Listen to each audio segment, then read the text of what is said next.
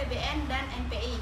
Nah, di sini agenda yang kita bahas yang pertama, produk domestik bruto atau PDB, yang kedua, anggaran pendapatan dan belanja negara atau APBN, dan yang ketiga, neraca pembayaran atau NPI. Nah, di sini materi yang akan kita bahas yang pertama, produk domestik bruto atau PDB.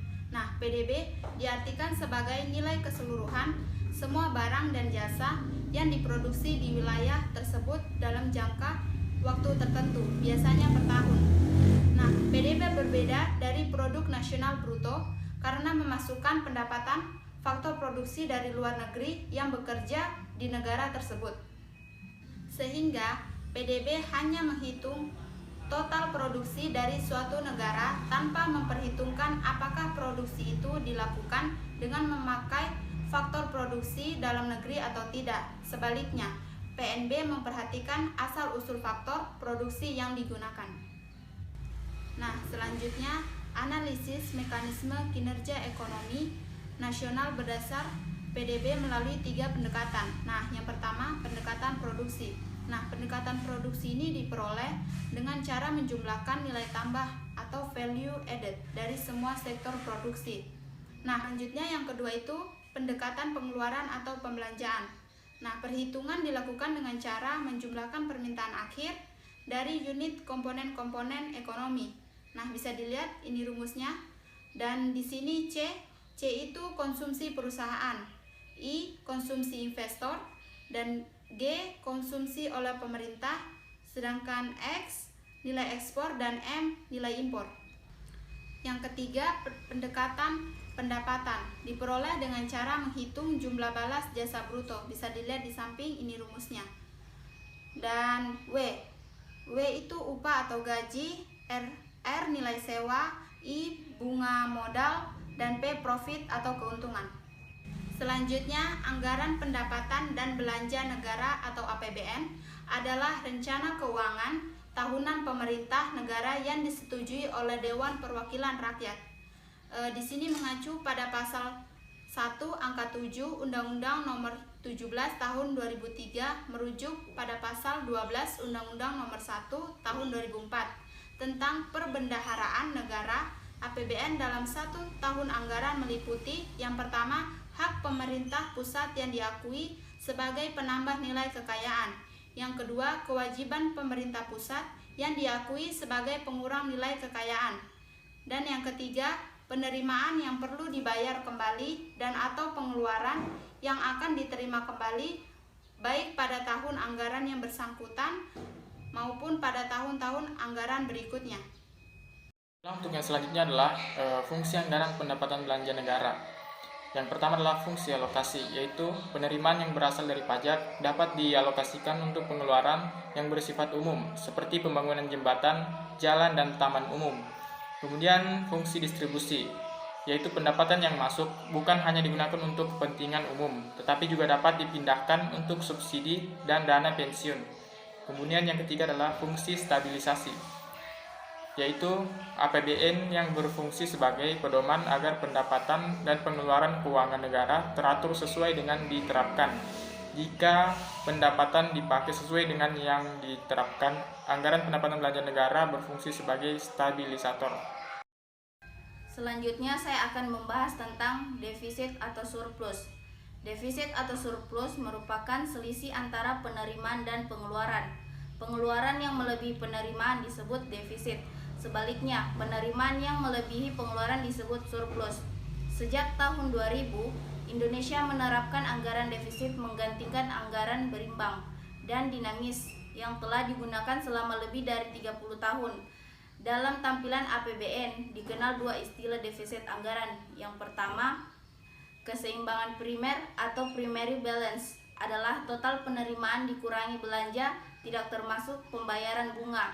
Yang kedua, keseimbangan umum atau overall balance adalah total penerimaan dikurangi belanja termasuk pembayaran bunga.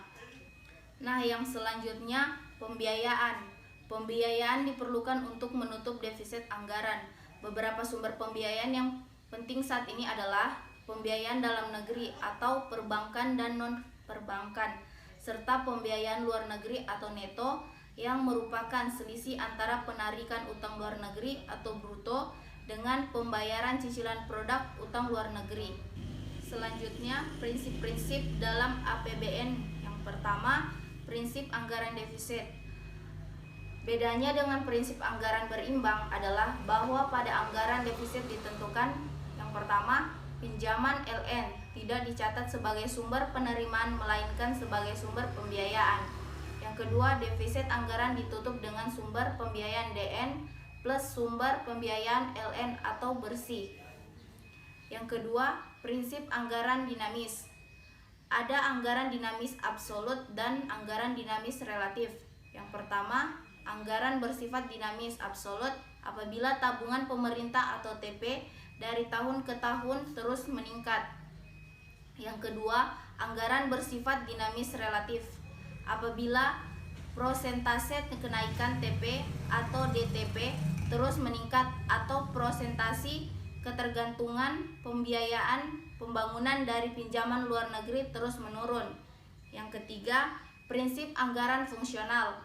Anggaran fungsional berarti bahwa bantuan atau pinjaman LN hanya berfungsi untuk membiayai anggaran belanja pembangunan atau pengeluaran pembangunan dan bukan untuk membiayai anggaran belanja rutin. Nah, selanjutnya kebijakan anggaran defisit.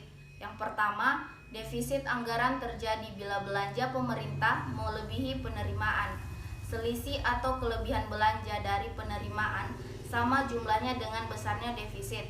Dengan demikian, besaran defisit selalu sama dengan utang pemerintah yang dibutuhkan untuk menutupi belanja. Yang kedua, peningkatan jumlah defisit anggaran sampai batas tertentu. Biasanya proporsi PDB secara teoritis dibenarkan, sebab dalam suatu siklus perekonomian tidak selalu mengalami posisi di mana penerimaan di atas belanja apabila terdapat gejolak ekonomi eksternal seperti saat ini. Yang ketiga, namun defisit yang terlalu berlebihan dikhawatirkan mengancam stabilitas keuangan negara seperti kejadian di Australia, sehingga pasar kurang percaya pada kemampuan fiskal pemerintah. Di negara berkembang, biasanya batas aman defisit tidak melebihi 3% PDB. Oke, materi selanjutnya yaitu neraca pembayaran.